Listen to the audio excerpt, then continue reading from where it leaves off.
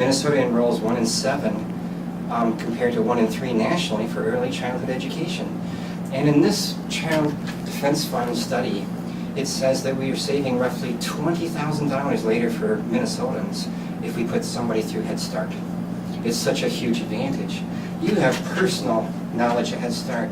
You want to just start on that? What does Head Start really do for somebody?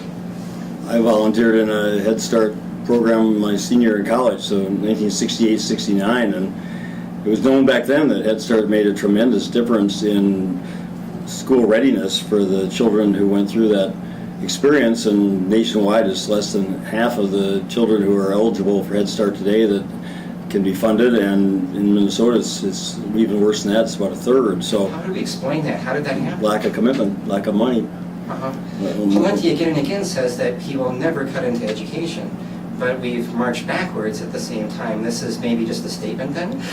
I don't know what he's referring to, because Minnesota 2020 says that the average student aid has been cut by $1,300 per pupil in Governor Pawlenty's 2 terms, and of course the colleges and universities in the state have been devastated by cuts, and Pawlenty just ridiculously said when he proposed a cut in the last session that if it hadn't been for the federal mandates, he would have gladly cut even more out of higher education. So, you know, MNSCU System, Mankato State has been cut 14% the faculty for the next year, and you hear that all over. The tuitions, we have the 3rd highest tuition for our 2-year public colleges of any state in the nation. We have in the top 10 in our universities in the MNSCU system. The state University of Minnesota is 50% higher tuition than the surrounding 4 states, and 1/3 higher than the next highest state, which is Wisconsin. So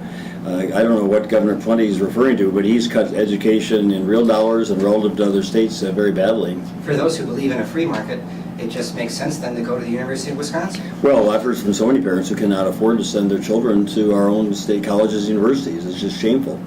And you go back again to the early childhood, we rank dead last among the 38 states that report early childhood education in terms of access. I mean, we are just so badly underfunding education from prenatal and from very early childhood all the way through school readiness. We're one of a handful of states that does not provide state funding for all-day kindergarten, which we should. I mean, we've just gone backwards and backwards steadily under Pawlenty's, don't tax the rich, allow them to find the loopholes to avoid paying their fair share of taxes, and everybody else suffers. I've seen you a couple times on this issue, and I know you're really passionate about it.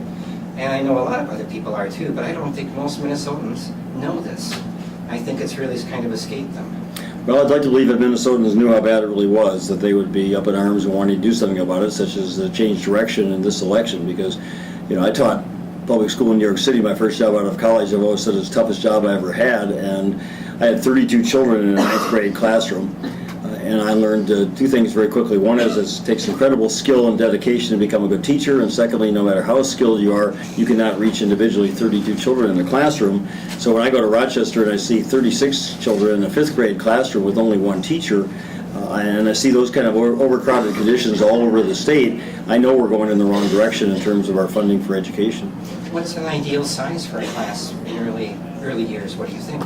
Well, 20, the Minneapolis St. Paul about a decade ago passed a referendum that said in the very early grades 15, 16 kids were ideal. Really? And then you're doubling it or more? Oh yeah, it's just terrible all over. So I think, depending on the background of the children, but probably ideally one elementary school teacher with 15 children in a classroom would be probably the optimal size. We described the problem. What's the solution? Money. Money. Make the rich pay their fair share of taxes and fund education in this state where we need to protect the future of Minnesota. And if we don't, we're going to leave more and more children behind. That's the phrase that's used.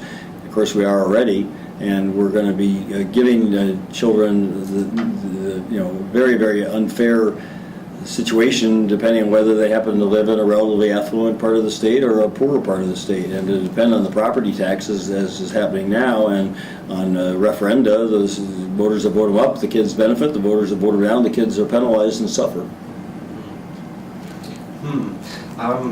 It kind of stuns me actually, because I guess I don't see a bigger thing to invest in for the future of Minnesota than education.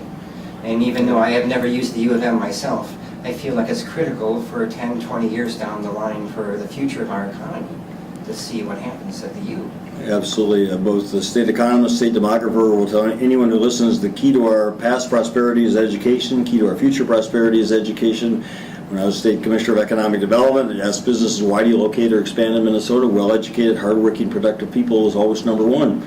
So Tim Pawlenty and Tom Emmer would follow even to a further extreme, want to slash more and more funding for education. Half the state budget goes to education. So there's no one who can say they're not going to raise revenues without then having to cut education drastically. I'm proposing to raise $5 billion out of the $6 billion deficit in revenues. The next one closest to me is $2 billion, and the other DFL is $1 billion. So they're going to have to cut or shift at $4 billion or $5 billion, respectively, in order to make up the balanced budget. So, all this rhetoric doesn't count for anything if people are not going to raise the taxes from the rich necessary to fund the future of Minnesota. How did we turn away from progressive taxation? When was that? When we did turn that corner? Over a period of time. It's sort of the proverbial, if you put the frog in the hot water, it jumps out. If you put it in the warm water and heat it up, it falls asleep and dies. Well, we've sort of been put to sleep in Minnesota. It's happened over a period of time, and of course compounded with the Bush tax cuts, which I voted against in the Senate. But, for example, a number of years ago, they eliminated the top property tax bracket. Recently, there's a home in Lake Minnetonka put on the market for $58 million. That home's been getting a property tax cut for the last decade or more. So, we talk about going in the wrong direction. Our taxes have become more and more regressive. The richest 1% of the people in Minnesota who earn over $1 million a year, according to the Department of Revenue, pay only 2/3 of what everybody else pays in state and local taxes. I mean, that's just fundamentally wrong, and it means we don't have the money necessary to fund education and early childhood education, the other things that are crucial to our future. It almost seems like we've shifted towards selfishness. Well, I think our people in Minnesota are better than the government's been over the last 8 years. I mean, I think Minnesotans value education, understand the importance, and most of all want a fair tax system. I mean, the middle income Minnesotans have paid higher taxes over the last decade. They're called property taxes. The state auditor says property taxes have more than doubled in Minnesota over the last decade. That's the most unfair tax, because whether or not you have a job or an income, you have to pay it. Whether your business or your farm is producing income, you have to pay the property tax. Whereas the income tax, if it's progressive, means the more money people make, the more they pay in taxes. But the rich have avoided that. Mr. Dayton, I've heard you say a couple times that you want to raise this money with taxes. What specifically are we talking about, the numbers for your increase? Well, what income bracket do you touch then? I'd start with an individual making $130,000 or more, a couple filing jointly $150,000 or more. I'd probably have 2 or maybe 3 additional brackets at the top level, because I don't want to tax somebody making $150,000 at the same rate that I'm taxing somebody making $500,000 or $100 million in income. So you make it a progressive income tax, but you say to people who are making $1 million or $10 million or $100 million a year, do you think it's fair that you're paying only 2/3 of what somebody making $20,000 or $30,000 a year is paying in state and local taxes? It's just fundamentally wrong. And according to the Minnesota Department of Revenue, if the richest 10% of the people in the state paid the same percent of their income in state and local taxes as everyone else, that would be over $4 billion of additional revenue for the next biennium. So that's most of your problem. That's 2/3 of the projected deficit. Now, I'm being attacked by the 2 other DFL candidates for governor for raising too much revenue. But if you're not going to raise the revenue, then you have to cut spending, and since over half the state budget goes for education, that means you have to cut funding for education, for health care, for transportation, for essential human needs. And so it's really a question of dollars and cents, but it's also values and priorities. And those whose value or priority is to protect the tax loopholes that allow the rich to avoid paying their fair share of taxes are in one camp, and I put myself in the other, which says I want to make taxes fair, make the rich pay their fair share, so that we don't have to cut more money for education.